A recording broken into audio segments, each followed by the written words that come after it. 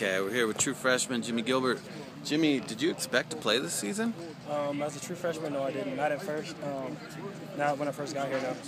Were you ready? I mean, do you mentally? Mentally, I feel like I still had some growing to do. Learning the material. I still got to get in the flow of college itself.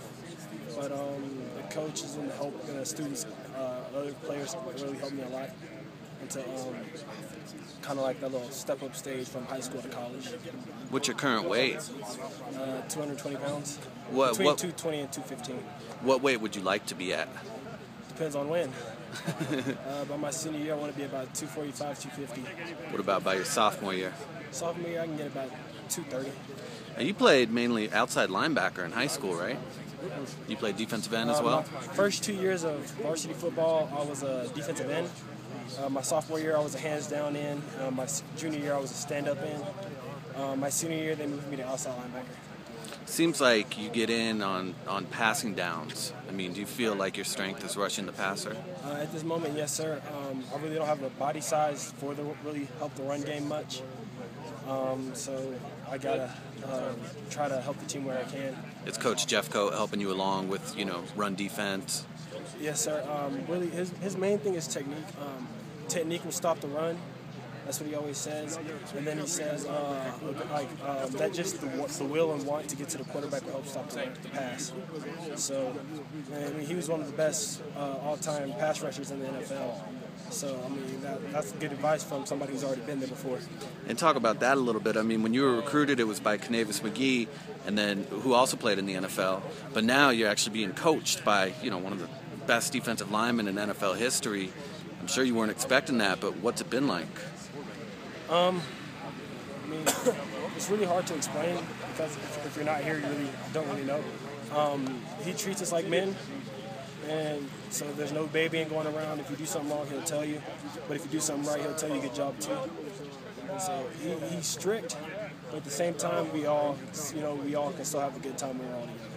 Who's the offensive lineman on CU that's giving you the most trouble in practice? You're good at the pass rush. Who's the hardest? Jack Harris. Jack Harris? Jack Harris. I've had to go against him so many times, and during fall camp and during season. And I mean, having to go against somebody, he's very good. He's a very good tackle. And so just having to go against him really helps me because I mean there are not that many guys that are that big and can still move that fast as a D tackle. So I mean he's taller than me and weighs got about 80 pounds on me. So I mean it's hard for me to get around him, but when I can, it really helps. What'd it feel like getting that first sack against Central Arkansas, first sack of your college career? Surreal. I mean I didn't really. At the time, I was like, okay, I'm not going to get there, but I'm going to try. But then when I got there, I was like, oh, my gosh, finally. What do you see from Oregon State's offense and Sean Mannion in particular? The quarterback? Yeah. He's a great thrower. We really don't have to get him out of the pocket, make him kind of like throw on the run. They like doing screens, a lot of screens, slip screen, bubble screens.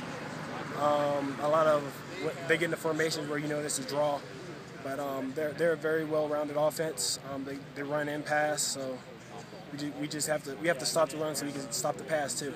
What are your goals going forward for the rest of the season? Improve every day. Go to a bowl game for sure, and just win. Coming from Texas, you probably didn't watch a whole lot of Pac-12 football growing up, did you? Not really. Majority of it was like, Big 12 before A&M went to the SEC. Then a little bit of SEC when they went there last year. But every now and then, catch an Oregon game or another Pac-12 game on TV, but not much. Does your family have a Pac-12 network down in Texas? Can they watch you play? They do now? They do now. Are there any teams you're looking, specifically more interested in playing in the Pac-12? Maybe Oregon since they're... Take it day by day. Day by day? Can't think of a team ahead without beating the ones in front. Thanks, Jimmie.